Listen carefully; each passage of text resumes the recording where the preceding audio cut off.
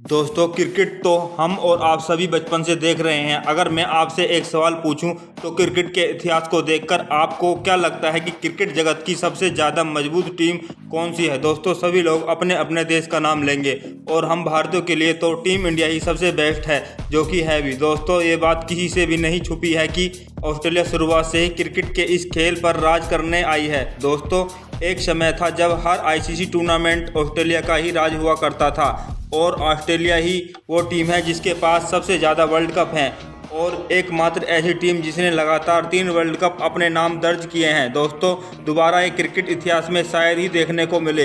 भारत और ऑस्ट्रेलिया के बीच हुई 2007 टी20 वर्ल्ड कप के दूसरे सेमीफाइनल की एक ज़बरदस्त कहानी। दोस्तों, इस कहानी को लास्ट तक ज़रूर देखिएगा, क्योंकि आज हम ऑस्ट्रेलिया के सामने हैं यंगस्टर से भरी हुई कप्तान महेंद्र सिंह धोनी की इंडिया। दोस्तों, महेंद्र सिंह धोनी ने टॉस जीतकर पहले बल्लेबाजी करने का फैसला लिया। गौतम गंभीर और वीरेंद्र सहवाग की ओपनिंग जोड़ी मैदान पर आती है और ऑस्ट्रेलिया गेंदबाजों का सामना करती है।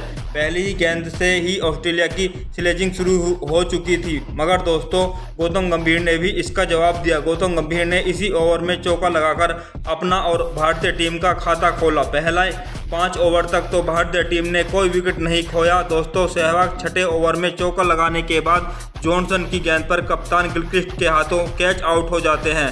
दोस्तों, अब रॉबिन उथप्पा मैदान पर आते हैं और पहली गेंद पर उथप्पा को एक जीवनदान मिलता है। इसके बाद गौतम गंभीर रन गति को आगे बढ़ाने के चक्कर में आउट हो जाते हैं। अब ऑस्ट्रेलिया जैसी खतरनाक टीम के सामने भारत की ये धीमी शुरुआत हार की ओर इशारा कर रही थी। अब क्रीज पर आए युवराज सिंह, जिन्होंने कुछ दिन पहले ही 6 गेंदों पर 6 छक्के लगाए थे। दोस्तों, वो युवराज सिंह जिन्होंने इस पूरे वर्ल्ड कप में भारत के लिए एक स्तंभ का काम किया और युवराज का वर्चस्व टी20 क्रिकेट में भी बढ़ चुका था। युवराज सिंह ने आते ही 2 गगनचुंबी छक्के लगाकर ऑस्ट्रेलियन गेंदबाजों का मनोबल डाउन कर दिया और फिर युवराज सिंह ने रॉबिन उथप्पा के साथ मिलकर ऑस्ट्रेलियन गेंदबाजों को धोना शुरू कर दिया।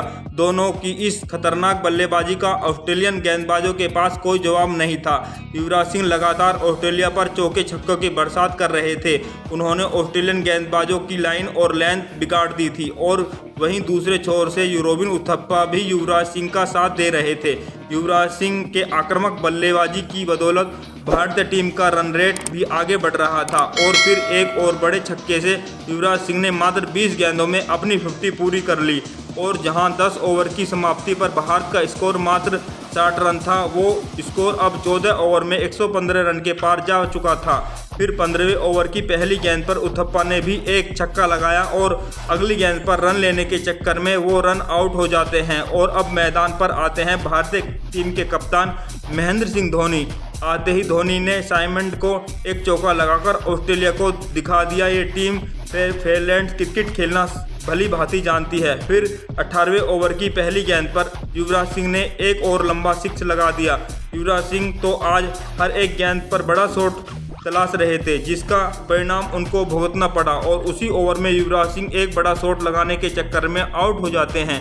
लेकिन आउट होने से पहले वो अपना काम कर चुके थे। युवराज सिंह ने 30 गेंदों में ताबड़तोड़ 70 रन बनाकर भारत के लिए वर्ल्ड कप फाइनल की राह खोल दी थी। इस पारी की बदौलत युवराज सिंह ने भारतीय इनिंग को ऊंचाइयों पर पहुंचाया। दोस्तों, अब धोनी का साथ देने आते हैं रोहित शर्मा। अब भारतीय पारी मात्र 15 गेंद ही बची थी और यहां से भारत को जरूरत थी इस पारी को एक फिनिशिंग टच देने की और युवराज सिंह के आउट होने के बाद महेंद्र सिंह धोनी ने इंडिया टीम के मूवमेंट को बनाए रखा। साथ ही रोहित शर्मा ने एक छक्का लगाया और युवराज सिंह की एक अच्छी पारी और धोनी के फिनिशिंग टच के बदौलत भारत ने अपने 20 ओवरों में 188 रन बनाए, जो कि टी20 क्रिकेट में उन दिनों एक बड़ा लक्ष्य हुआ करता था। दोस्तों, ऑस्ट्रेलिया ने शुरुआत से वो ही किया जिसके लिए ऑस्ट्रेलिया जाना जाता है। ऑस्ट्रेलिया कॉन्फिडेंस से लबालब भरा था, जिसका असर ऑस्ट्रेलिया की आक्रामक बल्लेबाजी में साफ दिख रहा था। अब भारत को पहली सफलता दिलाते हैं श्रीसंत, जिन्होंने गिलक्रिस्ट को बोल्ड मारकर ऑस्ट्रेलियन खेमे में सनसनी मचा दी। दोस्तों, अब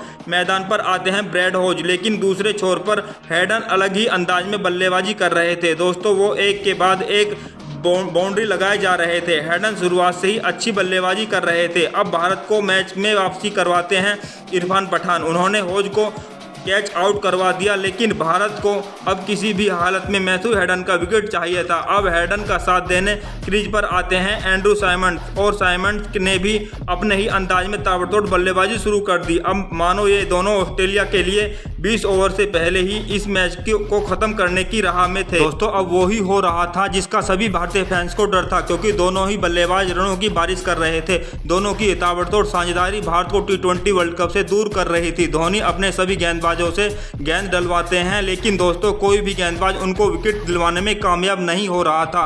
अब भारत के लिए सबसे बड़ा खतरा यानी हेडन ने अपना अर्धशतक भी पूरा कर लिया। जो काम भारतीय पारी में युवराज सिंह ने किया था, हेडन भी ऑस्ट्रेलिया के लिए उसी काम को कर रहे थे। दोस्तों जब कोई भी भारतीय गेंदबाज विकेट नहीं ले पा रहा था तो विकेट लेने का ये जिम्मा उठाया श्रीसंत ने। उन्होंने सबसे खतरनाक खिलाड़ी मैथ्यू हेडन को 62 रनों के पर क्लीन बोल्ड कर दिया, और श्रीसंत का ये सेलिब्रेशन, ये जश्न बता रहा था ये कितना बड़ा विकेट है, क्योंकि यही वो विकेट था जिसको लेकर भारत ये मैच जीत सकता था। और इस विकेट ने भारत की उम्मीदों को जो लगभग मर चुकी थी उन पर जान डालने का काम किया था। अब क्रीज पर उतरते हैं माइक हसी, और ऑस्ट्रेलिया को अभी भी जीत के लिए 23 गेंदों पर 40 रनों की जरूरत थी। ये मैच यहाँ से किसी भी और पलट सकता था। दोस्तों अगली ही गेंद पर माइक हसी ने इरफान पठान को एक छक्का जड़कर मैच का रुख ऑस्ट्रेलिया की तरफ मोड़ दिया। दोस्तों उसी ओवर में धोनी पठान के पास गए और उनको बताया कि गेंद कौन सी दिशा में डालनी है, और इसके बाद तुरंत ही इरफान पठान ने वापसी करी। एंड्रू साइमंड्स को बोल्ड मारकर ऑस्ट्रेलिया को यह दिखा दिया कि ये मैच अभी समाप्त नहीं हुआ, और ऑस्ट्रेलिया को आखिरी 3 ओवर में 30 रनों की जरूरत थी। ये मुकाबला अब धीरे धीरे भारत की ओर झुकता है। दोस्तों 18वें ओवर की पहली गेंद पर हरभजन सिंह ने माइक क्लार्क को क्लीन बोल्ड मारकर ऑस्ट्रेलिया को यह दिखा दिया कि वापसी किसे कहते हैं, और 19वें ओवर में आरपी सिंह की शानदार गेंदबाजी ने ऑस्ट्रेलिया को रन बनाने का मौका ही नहीं दिया। इस ओवर में आरपी सिंह ने मात्र 5 रन दिए, जिसकी बदौलत अब यह मुकाबला पूरी तरह से भारत की ओर झुकता नजर आने लगा, और हार का ये डर ऑस्ट्रेलियन खिलाड़ियों के चेहरे पर साफ नजर आ रहा था। दोस्तों अब ऑस्ट्रेलिया को जीतने के लिए आखिरी ओवर में 22 रनों की जरूरत थी। दोस्तों अब यहाँ से मुकाबला बहुत ही रोमांचक होने वाला था, और ये रोमांचक हुआ भी क्योंकि ओवर की दूसरी गेंद पर जोगिंदर शर्मा ने माइक हसी को युवराज सिंह के हाथों कैच आउट करवाकर ऑस्ट्रेलियन टीम की आखिरी उम्मीद को भी खत्म कर दिया। दोस्तों इस विकेट के बाद तो सभी भारतीय फैंस और स्टेडियम में मौजूद दर्शक खुशी से झूम उठे, क्योंकि अब भारत T20 वर्ल्ड कप के फाइनल की तरफ बढ़ चुका था। इसके बाद जोगिंदर शर्मा ने विराट कोहली को क्लीन बोल्ड कर दिया, और भारत ने यह खास मुकाबला 15 रनों से जीतकर इतिहास रच दिया और वर्ल्ड कप का फाइनल का रास्ता साफ कर लिया। दूसरी तरफ खड़ा था ऑस्ट्रेलियन, जिसके घमंड को तोड़कर इस युवाओं से भरी भारतीय टीम ने घमंड को तोड़कर रख दिया था। दोस्तों एक ऐसी टीम जिसको ये लगता था कि हर वर्ल्ड कप ऑस्ट्रेलिया के लिए बना है, और वो हर ICC ट्रॉफी की सबसे पहली दावेदार है। दोस्तों ऑस्ट्रेलिया को भारत ने बाहर का रास्ता दिखाया, भारत ने यहाँ इतिहास रच दिया था। दोस्तों एक ऐसा इतिहास जो क्रिकेट इतिहास में युगों युगों तक याद रखा जाएगा। दोस्तों वीडियो अच्छी लगे तो लाइक करना और चैनल को सब्सक्राइब करना बिल्कुल भी ना भूलें।